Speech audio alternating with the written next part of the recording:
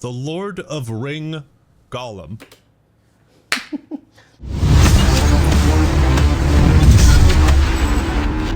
So, it's a new year, and the video game awards happened, and they were a massive disappointment for a lot of people out there. They weren't as wrong as they usually are. No, in terms of getting it right, in terms of the games that won awards, yeah, they got it right. But in terms of just the acceptance speeches, you know, the hundreds of hours that these people put into the work on the game, and you can't give them... Seriously? Really? You're going to do this? You're going to play me off on my own freaking channel? Oh my god. Okay, I better wrap this up quickly. So the Act Man released the best and worst games of 2023, and he basically just put this out, and I want to hear what his opinions are on the best games of 2023. It's like, yeah, I know. I'm hurrying up. Oh gosh. You see that stupid teleprompter back there?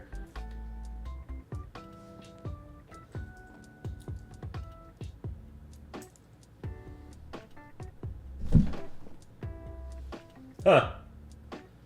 Thank you. Still doesn't cut the music out, though.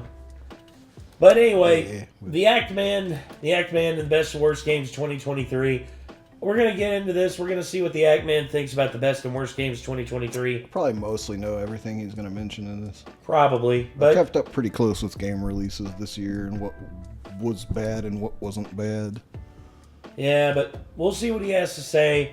And let's see if we agree, we disagree. Because there were some that I agreed with for Yahtzee, and some I definitely disagreed with him on.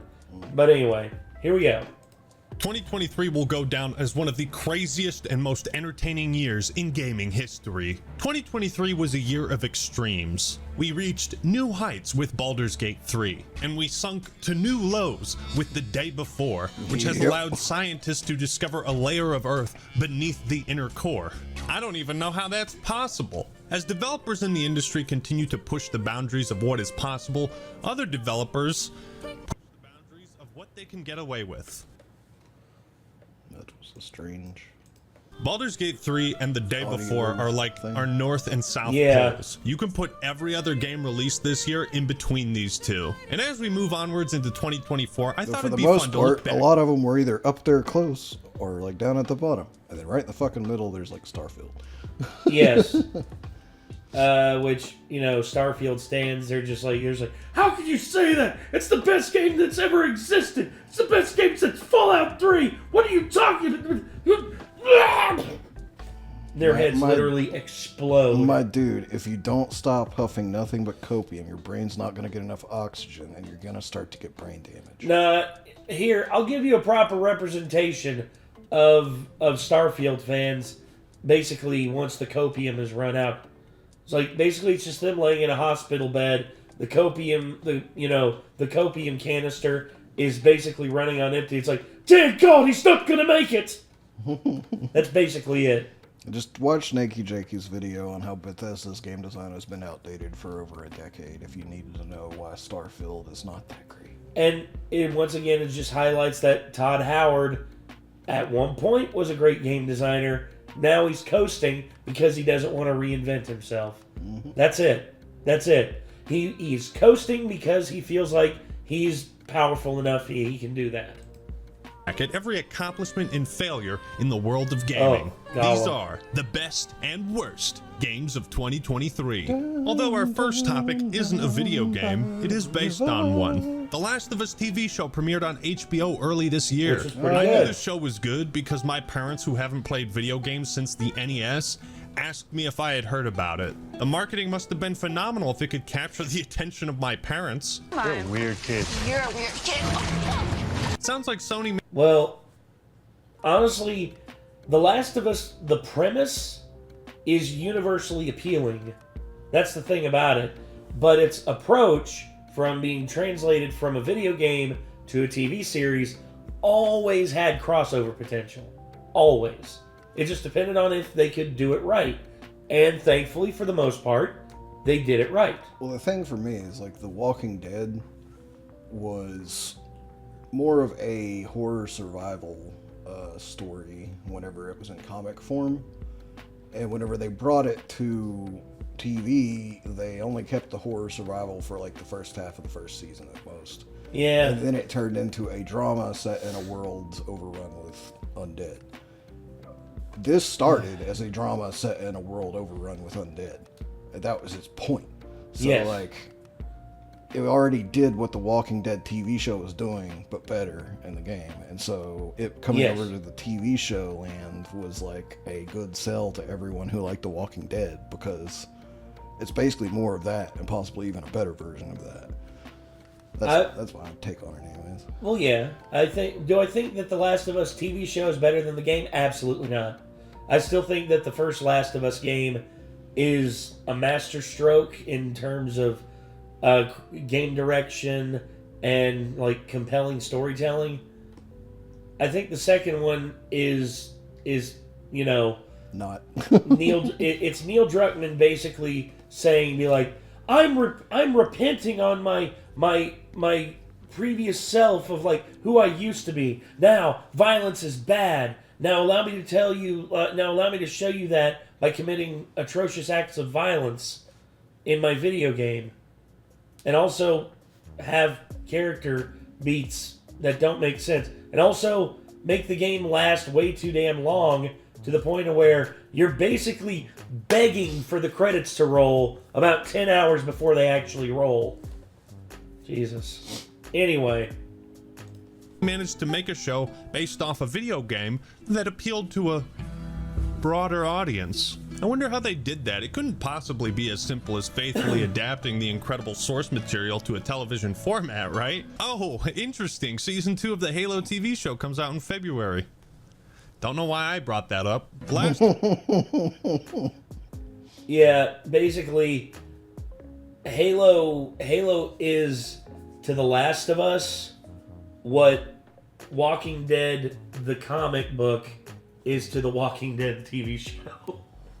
Basically, it's just the execution done so well on one end, and on the other end, it's just like, please open your mouth wide enough so that I can dip my balls into it.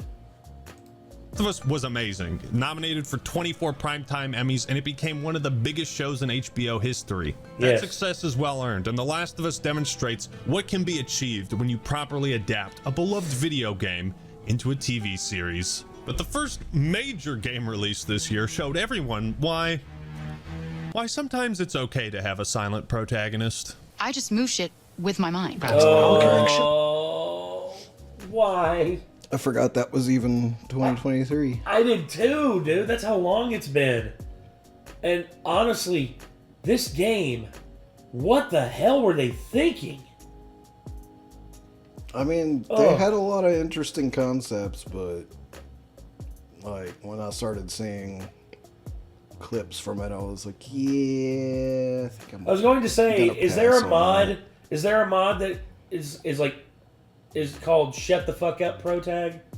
Basically, there's no voice lines from the protagonist, no subtitles or anything, so you don't have to like feel the cringe for every syllable that leaves her fucking guttural like mouth.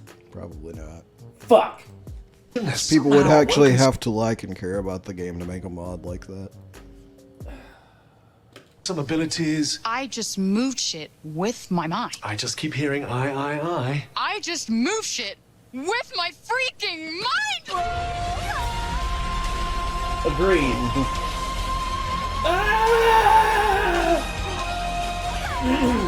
Yeah, okay, that is something I do now. I do magic, talk to sentient cuffs, kill jacked up beasts. You know what? I'll probably fly next. Now you're just being ridiculous. So, like, let me get this straight. It's basically I'm, the same reason recording that I don't understand why there is such a huge fan base for Life is Strange, because it's the same kind of dialogue. It is. Well, here's the thing. The Life is Strange at least has a gameplay loop that is functional. Whereas this does From not. what I heard from people, the gameplay is the only good thing about this. When it works. Because that's the problem. Frame rate stutters, bad enemy AI, bad bad traversal, on stairwells and objects. It's a mess. It still is a mess. And they did fix a lot of it, but it's still pretty bad. Whereas Life is Strange, the story for the most part was at least compelling enough to where I thought it was pretty good. But and also the main protagonist, I like her. I don't like her. I've already forgotten the girl's name. The blue-haired bitch that is just like, it's just like, I'm gonna be an absolute brat, and guess what? I'm gonna blame everyone else for the fact that, you know, I fucked shit up, because otherwise I'd blame myself, and fuck that. I'm like, you are a detestable human being, and if you actually existed in real life, I would pray that I was as far away from you as humanly possible. I would not want to be within the same, 3,000-mile region of you, out of fear that I could potentially run into you. A video right now that I'm gonna post to my YouTube channel, and people are gonna watch it. That's just like something I do now. Although the combat and traversal in Forspoken looks kind of cool, what's not cool is being subjected to nuclear levels of cringe every time the main character opens her mouth. Guess that's why they called it Forspoken, because it should have been forbidden to have spoken dialogue this bad. Hey, that really sucked! Forspoken was lampooned and memed into oblivion, and that's pretty much all it's going to be remembered for. It's like the Morbius of video games. A lot of people wanted to experience it just to know for themselves how bad it really was. This is one of those games where the content and videos made about it are more entertaining than the game itself. That is something I do now. I do magic, talk sentient cuffs, kill jacked up beasts. After Forspoken's poor sales numbers, the studio behind the game, Luminous Productions, would shut down on May 1st. Ooh. Yeah. Well, I didn't know that. Honestly, that's kind of sad, but oh well. You fuck up enough, eventually the company that's over top of you will eat you. Hell, you could even do everything right, and the company above you will still eat you. Yeah. EA. Which is kind of sad, but at least we got the worst game of 2023 out of our system early, right? No, not even close. No. Right? To be honest, the rest of 2023 made Forspoken look kind of like 7 out of 10. Some games, yes. Well, if you discount all of the absolute masterpieces that released in 2023. Okay. Gollum, King Kong, and The Day Before. Those three right there are the true trifecta of terrible. There's a couple more, actually, because there's a company that is somehow getting licensing for major franchises that's making games based off of them that are the most giant pieces of crap ever made. One of them happens to be an Avatar The Last Airbender game. I'm sorry, I just heard really loud circus music in my head for some reason. Could you never say that again? I think it was just blocking out trauma. Yeah. Luckily, the very next day, a miracle occurred. An amazing, unique Xbox exclusive was announced during the Xbox Bethesda showcase, and then it was released on the same day? I don't believe it!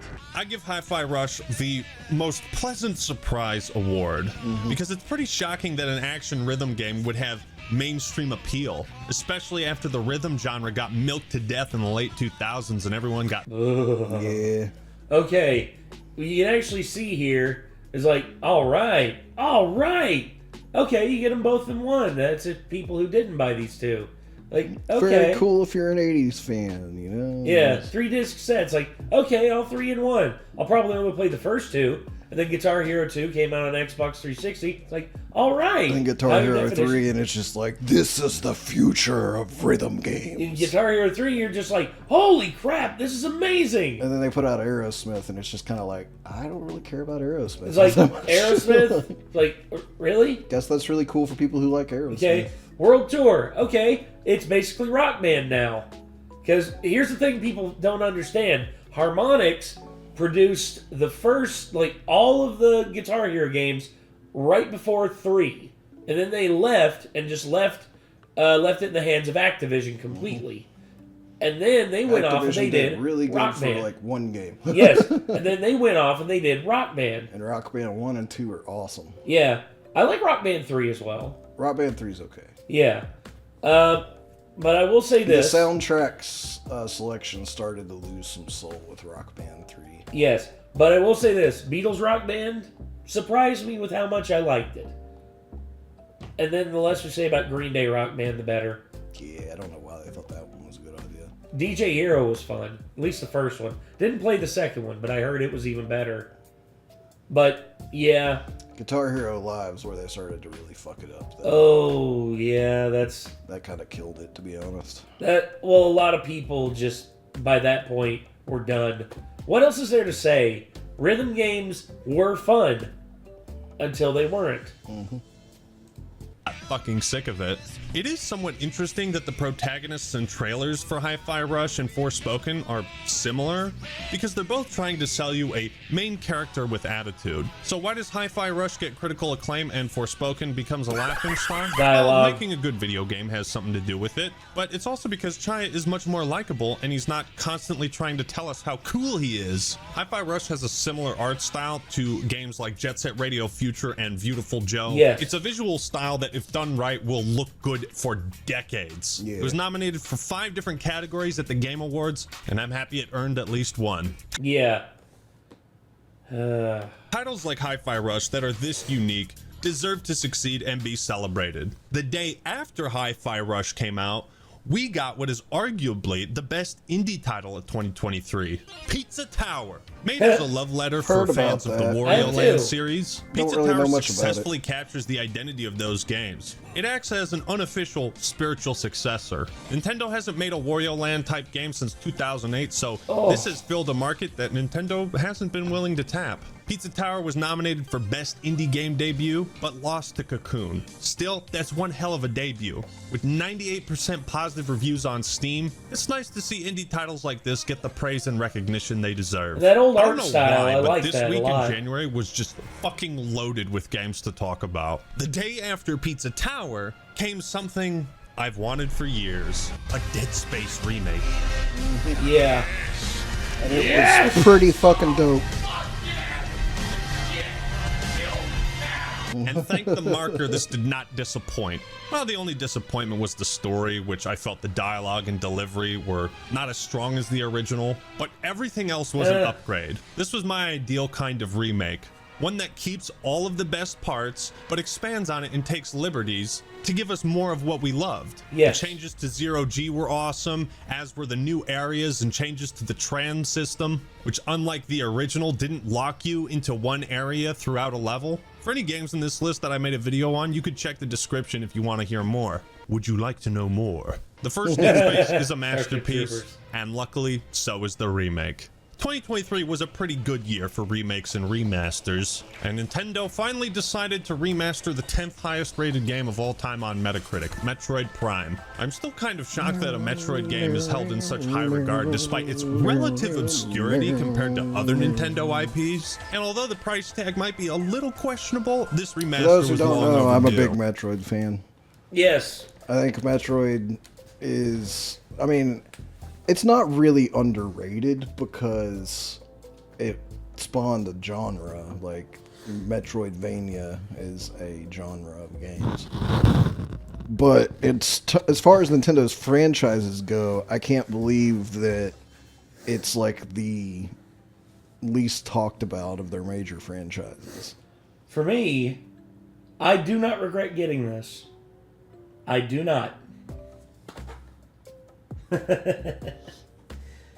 And from what a lot of people say, you know, getting the physical versions of these actually is, you know, the best way to go about it, because if the digital store ever goes down and it's not able to verify your information, good luck trying to play it. I still think, though, the definitive Metroid Prime experience is the trilogy on Wii, though, because the Wii controls just... Oh, the Wii controls They make it amazing, you know? Yeah, it's just not fair at that point. Now, if they remake Metroid Fusion, I'm gonna shit my pants. Right? Oh boy, this was easily the most controversial game released this year. Hogwarts Legacy. Oh, What's boy. life without a little drama, right? Hogwarts Legacy sparked a massive boycott because some people don't like what J.K. Rowling has been saying recently, and because we have no concept of game development, well, let's throw all the developers under the same bus and just assume they think and believe all the things that she does. It baffles me that some people are incapable of separating art from the artist. You can absolutely disagree with everything JK has been saying and still enjoy Hogwarts Legacy for what it is. The whole boycott. I don't like J.K. illustrated the Rowling at all, but like I wanted to experience a world that has been shoved into my brain since I was in middle school, you know? Fair enough. And it's really awesome for about 20 hours. And then to be honest, it kind of becomes a checklist of chores, but... Well, here's what I'll say. You, to the idiots out there who boycotted this, and the fact that y'all bullied girlfriend reviews to the point of where Shelby literally cried on stream about it. Y'all are friggin', y'all need help. Y'all need freaking help. I don't care what kind of moral high ground you're claiming to have at that point, you don't have it anymore. Yeah. When you bully one of the most purely like just Wholesome. honest to goodness, wholesome creators. There was on the more than just platform. her. There were other wholesome creators that got bullied over this. Like, some of them didn't even understand, like, why they were being bullied. Like, they had no clue that J.K. Rowling had said this bullshit before, like, getting the game. They just wanted to enjoy a wizard game. Oh, but no. Everything has to be connected. Everything, like, it doesn't matter. Like, what, like, if you're ignorant of it, your ignorance isn't pleasing enough for me. I want blood. I want people to suffer. I want, it's like, haven't you ever thought that you might be the problem if that's how you think? And that's why as soon as I heard people were acting so fucking ridiculous about the game, I went and pre-ordered it because fuck those people. Agreed. I don't know I politics love in the real all of world. my trans friends. I love the trans community. The people who were being absolute bullies, though, fuck those people. Yeah. Here's the thing. I don't assume all of you, like all of the people who were doing all the bullying is part of the trans community. I'm not going to punish the trans community over some random asshats who, got on a moral high horse and decided to just, go scorched earth. How fair would that be? You see, aren't you seeing the parallels here? It's not proper to make sweeping indictments of entire groups of people simply because they think differently than you. I'm still wondering sometimes if it's not, like, actually, like, radicals from the other side that cause shit like this to happen, like, disguising themselves as radicals are responsible for the vast majority of the bullshit. I'm talking, like, far-right people going and making Twitter accounts to act like trans people to then go and bully people in the name of, like, a left-leaning cause to make the left look bad. They've been proven that actually does happen. Not only that, but it happens on the other side, too. And one of the reasons for that is the fact that every single one of my trans friends has zero problem with the game Hogwarts Legacy. Yeah, and here's the other thing, too. It's the extremists that do the dumbest things. Like, for instance, there was this trans woman. She had someone like spray paint swastikas on the side of her house. Well, guess what? Turns out her neighbor had a Ring doorbell that was active, and turns out it wasn't a random person that came up and painted the swastikas on. Turns out she did it because she wanted attention. You see, here's the thing. These crazies are on both sides. You have to differentiate. You have to. You can't just look at one side of the aisle or another side of the aisle and just be like, oh, that's it. That's all there is to it. No. There are billions of shades of gray out there. People who have different beliefs and different thoughts. And if you actually talk to them, if you actually have a conversation with them, you'll find this out. But instead, no, everyone wants to stay locked in their rooms, staring at a screen, being told what to think. It's exactly the problem. World should not invade the process of reviewing a game based on its own merits. This boycott backfired spectacularly, inadvertently giving the game more press and attention, making it one of the most successful titles released this year. For fans of Harry Potter, it was pretty much a dream come true. Aside from all those movie tie-in games, which were a coin flip if they'd be good or dog shit, this was the first time people had a chance to really immerse themselves in the world of Harry Potter and in Hogwarts. To explore all the memorable, iconic locations from the films and the books. To fly around an open world RPG on a broom. I mean, what more could you ask for? It was pretty magical. Hogwarts Legacy made a shitload of money and broke records for most watched single-player game on Twitch of all time, selling over 15 million copies and earning more than $1 billion. Hogwarts Legacy proves that the world of Harry Potter still resonates with people, even 16 years after the last book came out. Yeah. 2023 would be the comeback year have for a many roommate games that people is just all about it. Like, You should see our living room. Jesus. I've known other people besides her that are all about it. Yeah. Like, it just stuck with a lot of people. Like, Agreed. I'm not like the super fan that a lot of people that I've known are, but it's always stuck with me too. It's just a cool world, you know? Yes. had previously given up on. Halo Infinite is a good example. It has made a startling comeback ever since the old leadership was axed and removed from 343. Yes. And now the game is getting consistent updates that are substantial and really good. They even added Firefight, man. I mean, that's bravo. I'm glad I gave Halo Infinite another shot. And I think it deserved a nomination at the Game Awards for either Best Ongoing or Best Community Support. Like, how the fuck did Destiny 2 get a nomination? What? Yeah, that's stupid. Really? Oh my god. Bungie has been imploding recently. Things are looking up for Bungie Halo does fans. nothing but make horrible decisions nowadays. Like, 343 when they will split need- off from Activision, I was like, yes. I was hopeful. Now Activision won't be making all the stupid ass decisions for them, and then it turns out, oh, Activision rubbed completely off on them, and they're doing exactly what Activision taught them how to do. Yep. Same predatory Make practices. really fucking dumb decisions that Yes. alienate your player base. Basically, they're shitting off of a high rise and telling us to open wide and say, ah. Yeah, some kind just give them the finger and walk well out of the way. Yeah. of X factor if they want this game to hit mainstream again. As someone who adores Dead Space and Resident Evil 4, 2023 gave me more than I could have dreamed of. The RE4 remake did exactly what I wanted it to. Yes. RE4 was lightning captured in a bottle, impossible to replicate.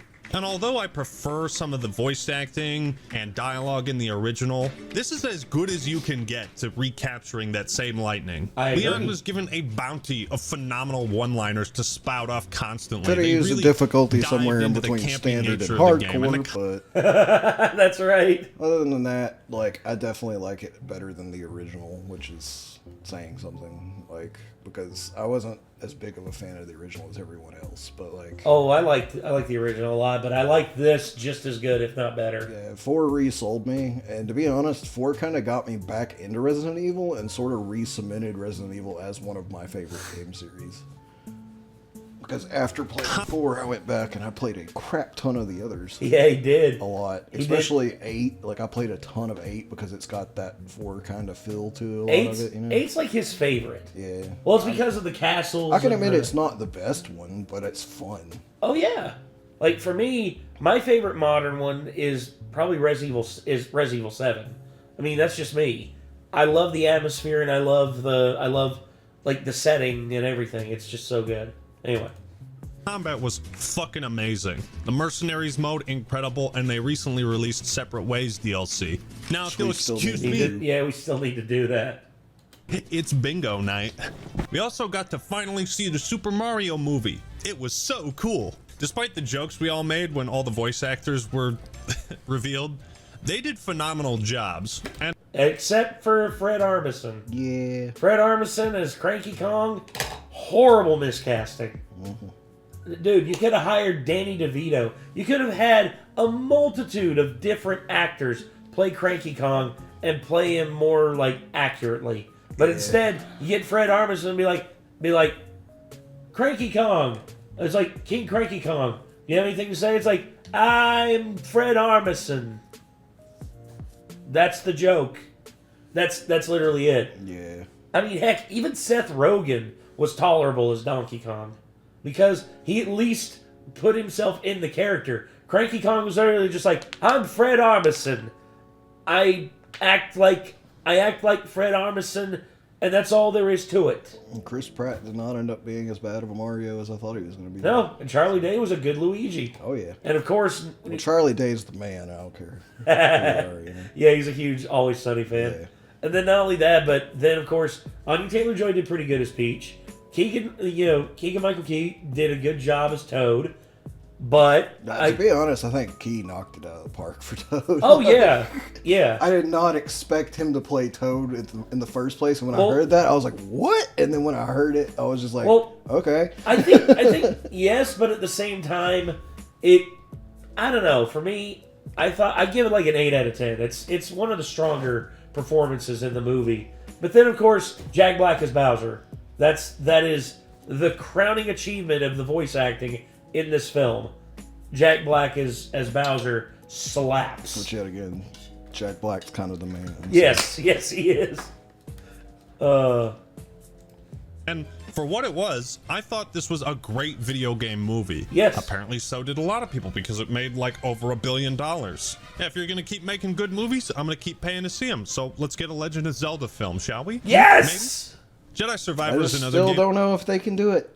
I still think if they make it a trilogy, if they make it a trilogy with an original story that the original creators are in on, I think it could work. I can't see in my own mind, and I might just not be creative enough, but I can't see turning a silent protagonist led series into something that's like film or TV.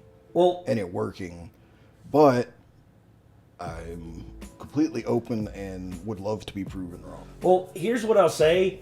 Mad Max, the most recent Mad Max, Fury Road, they deliberately minimalized the dialogue that Tom Hardy had because they wanted Max to be more of a silent protagonist. And in terms of his actions, and in terms of just like him being able to communicate what he wanted without saying a word for the vast majority of the film, I think that's what they need to do with Link. Very minimal dialogue. Like, very, very minimal. Like, just stuff that's unavoidable. But for the most part, keep him silent. Just my thoughts. Game on my backlog. Although I'm sure it's just as good, if not better than Fallen Order, Survivor was plagued by performance issues at release. Yeah. I believe this was exclusively on PC. It wasn't just a release, it was for a long time after release, too. Yeah. Only recently have the recent Steam reviews finally gone above mixed. I would say now, in the beginning it was most consoles. Strangely enough, Xbox was actually like the best reviewed. Then PlayStation had problems, but PC was the biggest issue. And I want to play it on PC. I bought it on PC. Was strong enough to run this game properly. Still, that only seemed to be a temporary setback, and let me just say, I love that this is the new style of Star Wars single-player games. Keep them coming. The reason Star Wars Jedi Survivor is on my backlog is because I spent time instead playing Redfall, a game so bad that not even the developers at Arcane wanted to make it. They thought it would be canceled. I don't know why it wasn't. The game featured brain-dead AI that predated the original Doom. Yes, the one from 1993. Graphics that failed to impress, and a general lack of fun, combat, things that make a video game feel like a video game. It all made Redfall one of the most boring titles I'd played this year. No fun allowed. No fun allowed. Redfall was a red fail, and much like Forspoken, most of its entertainment value came from making fun of the game. Yes. This is especially concerning if this is the type of first-party products that Xbox is going to push out there and market as Xbox exclusives. I mean, that sucks too, because to be honest, on paper, not a bad concept. No. But it has to be done right. And it definitely weren't. In the hands of a much more capable creator, I think it could have been something. I mean, Arcane was capable before. Well, I still don't know exactly what happened. This is Arcane Lyon. Like, this is like their Splinter one in Lyon. and like the main one is in Paris. Oh, really? Yeah. See, I never heard that about it. Let's see. Let me make doubly sure on that before I sound like an idiot. I had heard that a lot of the people who were responsible for Arcane being good were actually gone from it whenever Redfall was being developed. Oh no, it was Austin. No wonder it was so shit. Okay, the Leon studio. Oh no, the Leon one is the main one. My mistake. My mistake, everybody. I will correct myself there. Arcane Austin is the one, are the ones who developed Redfall, and it makes sense now. It makes perfect sense now that Redfall was god fucking awful. Oh, so that's, yeah. Approximately 70% of the Austin team that worked on Prey would be gone by the time Redfall's development was complete. Yeah, and see, that's the concerning thing, is that if 70% of the team who also worked on Prey, which was good, worked on this, like, what happened? Like, I feel like Xbox making the Mega game they didn't really want to make was a bad move, because it seems like a lot of them just kind of pieced out. Probably. And that's probably why it turned out to be such a shit show. It probably was undermanned by the end of development. Well, honestly, it wouldn't surprise me. I mean, they probably did like a hiring freeze, and then they were just like, well, Deathloop didn't do as good as we hoped it would in terms of overall, like, numbers. So instead of letting people go at the Leon, the Leon studio, the main studio, we're just going to let you all go here. But I also think the timing is slightly off for vampire-oriented things currently, and I think there's a window that's about to reopen. So... Maybe so. I mean, investor-wise, like, I think you're about to have a window in the coming year or so where vampires may actually be hype again. And the reason for that is Bloodlines 2. Yeah, a lot of people are excited for that one. Bloodlines 2 turns out to be really, really good, then vampires may be a cool thing again. But right now, vampires are kind of in a spot where, much like zombies, they were sort of milked to death. They're not really scary anymore. They need a revival. Of course they do. But Bloodlines 2 has the potential to give them a boost again, for sure. I hope so. It's on Steam is... I don't think any update is going to salvage this game. And in my review, I said, I think we should start making predictions on what's going to win worst game of the year. Well, ain't no point making predictions because, ladies and gentlemen, this year, it's Redfall. Are you sure about that? I never imagined that this clip would age poorly. Yeah. Breath of the Wild is one of the best-selling video games of all time. So Nintendo saw that and was like, well, let's do that again. So they did. Tears of the Kingdom is pushing the hardware of the Switch to its absolute limits. And Nintendo continues to prove that creativity is more important than raw They literally built a physics engine that other game developers are confused at how the hell they even did. Like... It's impressive. Well, isn't that just the thing? It's just like, think about it. My number one complaint about the game, though, is there's no anti-aliasing on it. It fucking hurts my eyeballs, but it's an awesome game. So here's the hoping that if they do a next-gen update for like whenever the Switch Pro or the Switch 2 comes out, that it will have anti-aliasing. Yeah. It needs it so bad. If it could just look smoother, like it doesn't even have to run better. Just make it look smoother and a little easier on the eyes. On like a next gen system update, like then I would be like, take my money. Hold on. Or we get one of these. The let's see. Oh yeah, you've been talking about that cable you can get that adds it. That adds anti-aliasing, yeah. You already showed it to me. Okay. I forget what it's called.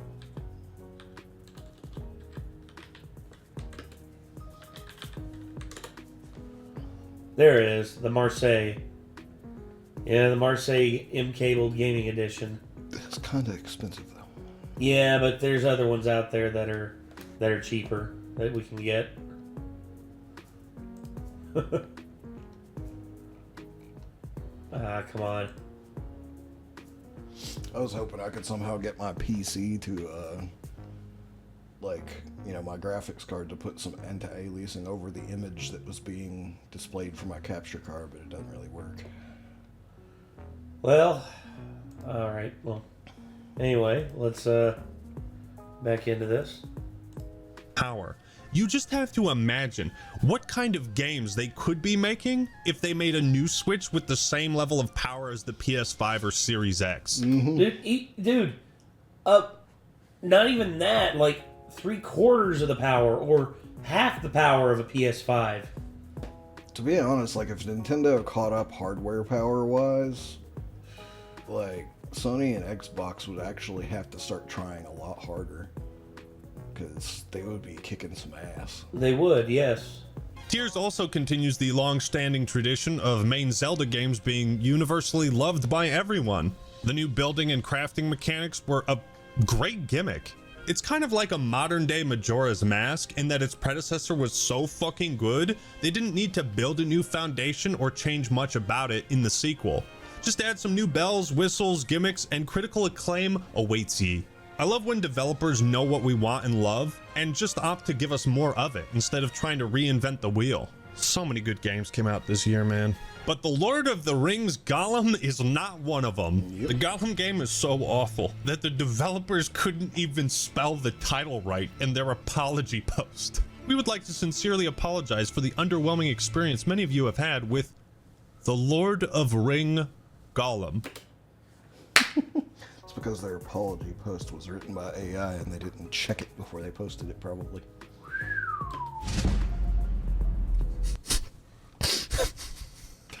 The Lord of Ring. Do I need to say anything more? I mean, that kind of sums it up. Gollum was picked by many as the absolute worst game of this year, but it wasn't. The developers Daedalic canceled plans for a second Lord of the Rings game and shut down their development division. Probably the wise choice. 2023 was filled with many long-awaited sequels, and 7 years after the last main entry, Street Fighter would make its triumphant return. I've never been the biggest fan of traditional fighting games, but Street Fighter 6 was very addicting. To be honest, from what I keep hearing about Street Fighter, I've been thinking about possibly picking it up. Well, everyone says that 6 is the revival after the horrendous misstep that was 5. Because they hit a home run with 4, and then they did even better with Super Street Fighter 4. See, they took everything that was great about 4 and then amped it up to 15. I've not heard anyone talk about Street Fighter the way that people are talking about 6 since like 2. Yeah, 6, because of its way of literally, you can, okay, it's not open world, but it is semi-open world, and you can literally walk up to anybody and be like, hey, you want to fight? Let's go. It could be some old granny on the street, a police officer, a meter maid, whatever, dude. That's kind of goofy. But... It is, but honestly, it serves a purpose. And I didn't have a fucking clue how to do any special moves. But rejoice, fellow noobs like me, for Capcom added a control scheme that makes the game accessible to degenerates like you and me. It also helps that the online mode seemed to work from day one, which you can't say about every fighting game. Also, I think there's actually a button layout you can do that is more traditional. It wouldn't surprise me I bet if they hate had that because they like veterans of things like to gatekeep. Like, probably not all of them. There's probably a good few of them. Yeah, like, hey, that's great. More people are playing. Here's Street the thing. Fighter I guarantee you, most of them. I'm sure there's at least a few of them though that are just like, if you can't play with the original control scheme, you shouldn't be playing Street Fighter. Yeah, hold on. Let's see if you still think that after I hold you down and I slap my dick on your forehead. Like, you still think you're the man? You still think you're the man? Huh? You still think you're the man? I don't know, but you're going to jail. It's like, are you gonna stop? Are you gonna stop gatekeeping this fucking game series? Probably like, no, I'll keep doing it while you're in jail for sexual assault. Be like, no, officer, he wanted me to do this. I don't think that's gonna fly in a court. Well, fair enough. the fact that they let you create and fight with your own abomination is just... Oh god, Gollum. perfection. Yes. I hope Street Fighter fans are happy with this one, because Diablo fans, on the other hand, do not seem happy with their long-awaited sequel, Diablo 4. As one famous YouTube I know comment one person wrote, that plays Diablo 4. Well, I know two people that play Diablo 4, and one of them apparently doesn't give a crap and loves it. The other one, every time I go to the gas station, it's like, man, they did this stupid thing this week. Hey, they did this kind of okay thing this week. Man, they did this really, really stupid thing again. He's been having a roller coaster with that game. Doesn't matter. You bought and supported Blizzard. You deserve a bad game. Ouch. I must have been high on crack, methamphetamines, and PCP the day I bought D4, because some part of me felt like I would get to experience the same thrill and excitement I felt from the first two games. I completely forgot that Activision Blizzard these days only pumps out soulless factory line garbage, devoid of passion, life, and respect for its fan base and franchises. Most of Blizzard's existing fan base, I feel, are people like me who stick around in vain, desperately trying to relive the glory days. Those days are long gone, unfortunately. Well, Diablo 4. I will tell you, Actman, if you haven't looked into it yet, there are games that are doing what Blizzard won't with this formula. Path of Exile, Grim Dawn, like... Well, dude, Path of Exile had the best burn ever on Blizzard with the whole play Diablo 4. Was it play Diablo 3, yeah. Or yeah. Yeah, I think it was play Diablo 4, actually. Because it was after they announced the mobile game. Immortals. Yeah, Diablo Immortals. And everyone was just like, is this like some late season April Fool's joke? It's like, do you guys not have phones? It was fun at first, but it quickly became apparent that the game was as wide as an ocean, deep as a puddle, designed more to exploit the player than to give them enjoyment worth $70. Every rotten tactic you can think of was used to artificially increase player retention, and these tactics don't work on me because the best tactic is to just make a fun video game. While franchises like Zelda, Pikmin, Street Fighter, and Dead Space can take 5+ years to release a new game, they make it worth it. They make it for the fans. Blizzard does not. And Diablo 4 is one of my 3 nominees for most disappointing game this year. By the rings. It sucks because every time I see footage from it, it looks cool. Yes.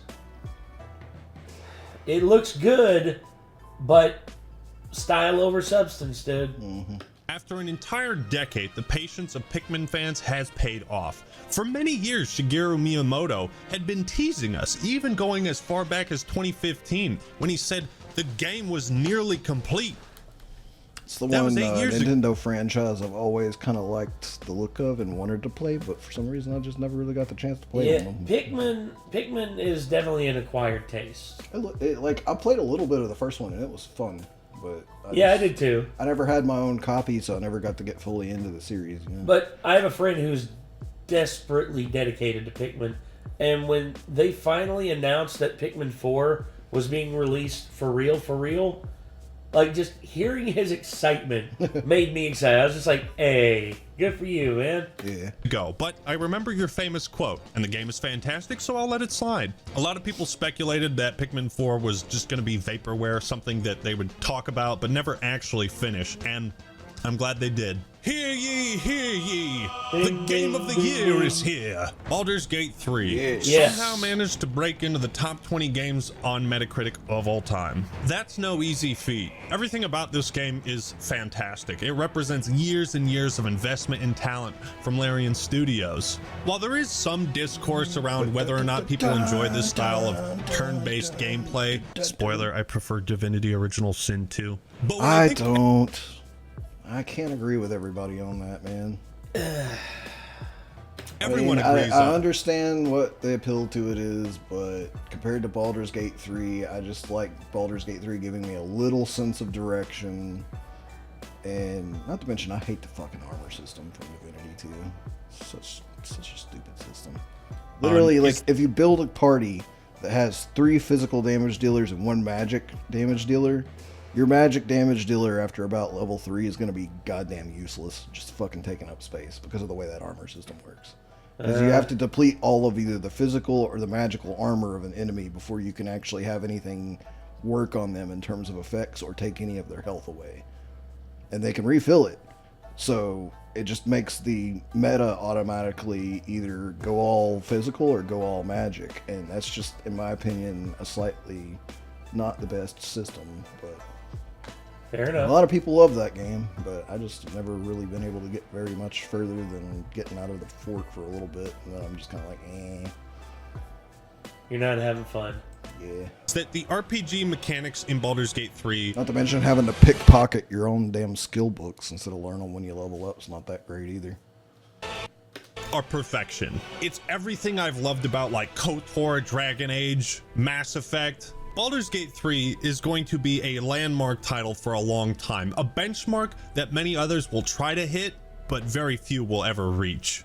Just 2 months after D4's release, Blizzard would continue their long streak of disappointing fans, overpromising features, not delivering them. Oops, you fucked up again. I mean, Overwatch is always going to be fun. I can play it right now and have a good time, but lying about features, promoting this PvE mode that you never intended on finishing, using that to promote the game, it's just, all the shit around Overwatch 2 just left a bad taste in my mouth. I mean, this really was one of the laziest sequels I'd ever seen.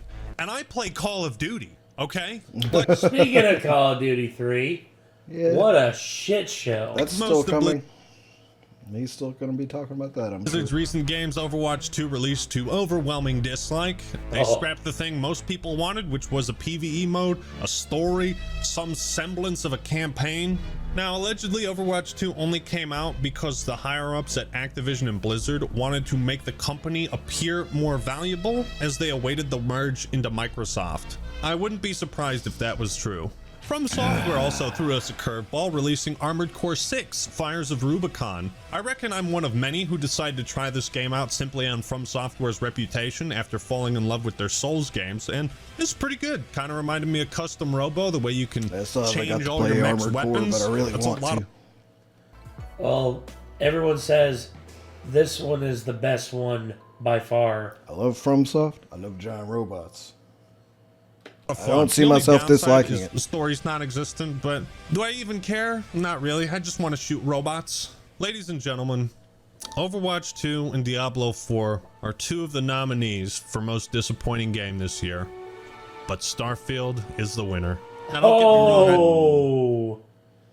wrong, That's saying something. I think this game offers a much better single-player experience than Diablo 4. There are times when I've had a lot of fun with it, but like Diablo 4, the longer I played, the more boring it became, which is kind of what you expect from most games. And the reason I think it's the most disappointing game is because people expected a lot from Bethesda. I didn't care for Fallout 76. Because the longer you played Skyrim, the longer you kept not being bored. Like, yeah, you could put so much time into Skyrim and there was still more you wanted to do. And from what I hear with Starfield, like, you start putting a lot of time into it and you start realizing, man, I'm just running on a planet and I can't find anything here to actually, like, get into, you know? Yeah. What's the point? Yeah, what's the point? There is no point. I just had to wait through 3 loading screens to get to this planet where I'm now realizing there's nothing to do, so I guess I'll go wait through 3 more loading screens, or I could just play something else. Yeah, there is no data, only Zool. Or Fallout 4. So I've been waiting a long time to play another true Bethesda RPG. I don't think it's a bad video game, but it is quite mediocre, and it runs its course way quicker than any of the other Bethesda RPGs I've played. It was also very controversial. I mean, a lot of people love it, others really hate it. I think given all the time they had and the expectations around Bethesda games, it makes it the most disappointing. So much of what makes Bethesda RPGs magical was lost in the pursuit of procedurally generated planets and automated content. So many of Starfield's issues could have been fixed if it was just scaled down, if the scope was smaller, more focused, if we got more handmade, curated dungeons, if they found ways to cut out the tedious, overwhelming loading screens. Maybe Starfield will get better with updates, but as of right now, I'm not sure if I'll ever go back for a second playthrough. Payday 3. What a tragic tale. While I called this game a certified banger, that was based on a version that me and other content creators got to play. It was not the version released to the public. which made me and other content creators look like we were shilling a broken game when... Yeah, I remember. That sucks. I remember there were people who said that about not only him, but also Smitty and other people. It's just like, yeah, it turns out, Elmir Listo paid these guys to say all these nice things about Payday 3 when Payday 3 is actually god fucking awful. And then all of a sudden, the people who, like, played the games on stream, or, for videos and all that, for promotion, were like,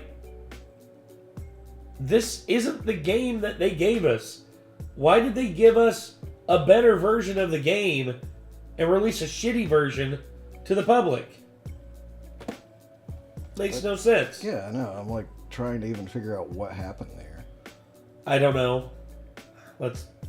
None of us knew that's how the game would launch. I'd like to squash the rumors that I did some kind of paid review in this video. I didn't play the full game, so I didn't make a review. It's also unethical to do sponsored reviews. This is the only thing they told us to do. Raise awareness for the launch of Payday 3. Okay. Timid, dedicated YouTube VOD. Yeah, I'm looking. Contracts like this, I've received a couple of them. None is like, well, first off, I'm nowhere near as popular as the Act Man, but yeah, I've received contracts like this where there are things that you have to do. That's, like this right here. 10-minute dedicated VOD, upload sponsor dedicated YouTube VOD, using footage captured from the NYC event after the embargo lifts on September 7th. That's it. So I could make whatever video I wanted about it, and that's the video I decided to make. And that's how I felt about Payday 3 at the time. So yeah, this video was not a review. It was first impressions. My big mistake was not putting in a big enough disclaimer near the start that said, hey, this may not be representative of what the full game is like at release. And for that, I apologize. Payday 3 was broken, even in the public early access beta, which, by the way, the beta came out like 10 days before launch. And as a newcomer to the series, I wasn't aware of the many downgrades from Payday 2. In a baffling decision, Starbreeze elected to make the game online only, which becomes a big fucking problem if your servers don't work. Overall, Payday 3 was a massive disappointment for everyone involved, myself included, and I wish they had delayed it or been honest with us about the state it would release in. We'll see what happens, but for now, we're probably better off playing Payday 2. I mean, Payday 2 was so good that at some point, I'm sure Payday 3 will be worth switching over to. Eventually, but not right now. But it is not this day. Red has spent years and a reported $62 million budget to things repair that are now worth actually checking out. Yeah. Their image and that of Cyberpunk. If you haven't paid any attention to Cyberpunk since it first released, it is not the game that it was when it released. No. It is actually incredibly good now. A lot of people love it. Have succeeded. In the eyes of many, they've completed their redemption arc with Phantom Liberty, and it appears the DLC is an improvement to the base game in virtually every category. I'll make a video about it someday and bring back Johnny Acting Hand. If you thought Gollum game was bad, Skull Island Rise of Kong is here to shatter your concept of reality. The budget for this game apparently was $3, and it clearly shows. I don't know what's more impressive, that this game launched on every platform, or that they're charging $40 for this pig slop. What? What? Better than 70. Apparently, Rise of Kong had a rush development, and the developers were forced to crunch? What the fuck for? What was the rush? Who was desperately awaiting this game? They didn't even finish the cutscenes. What did you think was gonna happen when you launched the game like this? Rise of Kong is doubly bad because it's not nearly as cringe and funny as Forspoken and Redfall. You can only tell one joke about this game. Wow, it really sucks. It still amazes me sometimes that Nintendo continues to innovate the Mario franchise, even after almost 40 years of games. Wonder is a fine addition to the series. It's like playing a regular Mario Bros. Game, but on acid. A lot of fun. Another year, another Call of Duty. Modern Warfare 3, however, broke new ground by becoming the lowest rated game in a series that produced Vanguard and Ghosts. Luckily, the multiplayer has a strong appeal to hardcore and casual fans. Sledgehammer are updating it constantly and doing their best to make fans happy. We're not going to talk about the campaign, though. Not only did we get a trailer for a 1,000-Year Door remake,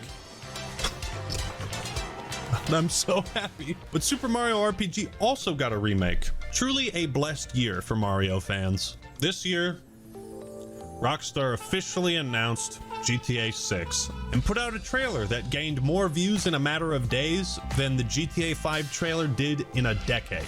You don't have to be Nostradamus to predict that GTA 6 is going to have the biggest video game launch of all time. And I'm excited to see what Rockstar has been cooking for the last however many years. And this happens every time with a new GTA. Am I really the only person that's just like, Rockstar's made some mistakes recently? So, I hope this is as good as everybody thinks it's going to be. I hope so too. But I'm a little leery about it, you know? Well, here's what I'll say. Their public stuff, in terms of like their events and shit like that, yeah, that's pretty fucked up. They're abandoning Red Dead 2 online is a little fucked up. Yeah. They're not holding the bits of whoever it was that did the the trilogy, like the 3 and was it 3? It was 3 San Andreas, like, yeah. Them not holding them to the proper standard for like putting those out, and then taking the originals off of Steam and replacing them with the trash. Like, that's not good. Like, you know? Yeah, but I will say this, the trilogy now is actually considered by a lot of people to actually be really good. Is it? Yes. Fix it? Yes. But No, I mean, I will say this trailer, like, either way you look at it, the trailer's a banger. Like, yes. The trailer looks awesome. So. And I'm excited for GTA 6 because in terms of their mainline games, they haven't really disappointed that much. Mm-hmm. I mean, 5 is one of the most played games of all time at this point, I'm pretty sure. Dude, all the way back to 3. Like 3, 4, Vice City, San Andreas, and then of course, 5. But also Red Dead Revolver, Red Dead Redemption, and Red Dead Redemption 2. I mean, hell, dude, even Max Payne 3 during that time frame. Like, it's unbelievable. You already know, 6 is going to spark the most annoying discourse you've ever heard around a video game. Yes. Last, but certainly most least, 2023 ended with one of the worst video games ever made. The Day Before, one of the most brazen scam rug pulls the industry has ever seen. Every time we've thought video games had hit a new low, another studio came out this year to dig the hole deeper, and Fantastic has hit bedrock. We cannot get any lower, any worse than this. The studio shut down 4 days after the game released, and Steam has taken the unprecedented move of automatically refunding everyone who purchased it. Nice. To my knowledge, they have never done that before. I'm very glad that Steam did that. That's saying something to how bad this is. I'm very glad that Steam took the step to make sure that the fucking scam artist didn't get a penny of anyone's money. I agree. Rightfully earns worst game of 2023. But in their brutality, the gods of gaming demanded one final sacrifice. The Electronic Entertainment Expo has been canceled permanently. This is really sad. I never got to go to E3 in person. It was like the Super Bowl for gamers, you know? A celebration of everything awesome we love about this hobby. So many iconic hype as fuck moments happened during these shows. So many incredible game reveals and trailers. All good things must come to an end, and after more than 25 years, E3 has been retired for good.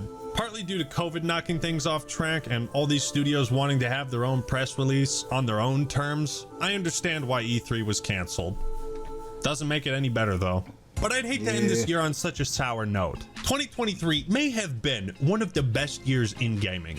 Honestly, I'd say it's gotta be in the top 3. It was a year of extremes. We saw the best and the absolute worst that this industry is capable of. Yeah. I'm excited for 2024, but I doubt we're going to see as many exciting games. I just want to take a moment to thank you all for supporting the channel, continuing to watch, hitting that like button and that subscribe and the notification bell. Nah, but on the real, 2023 has been amazing. I've got a ton of great ideas moving into 2024, and I'm excited and thankful to have an audience as awesome and dedicated as you guys. Thank you for all the support this year. I'll see you in 2024. All right, everyone, that's all I got for this year.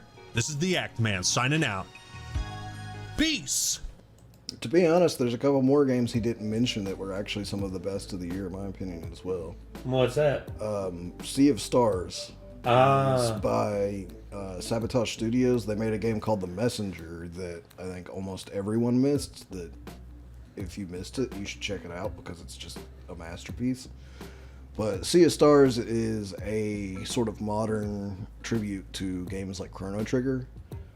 And the developers of Chrono Trigger have actually talked about Sea of Stars and like given it like a yo, like, you know what I mean?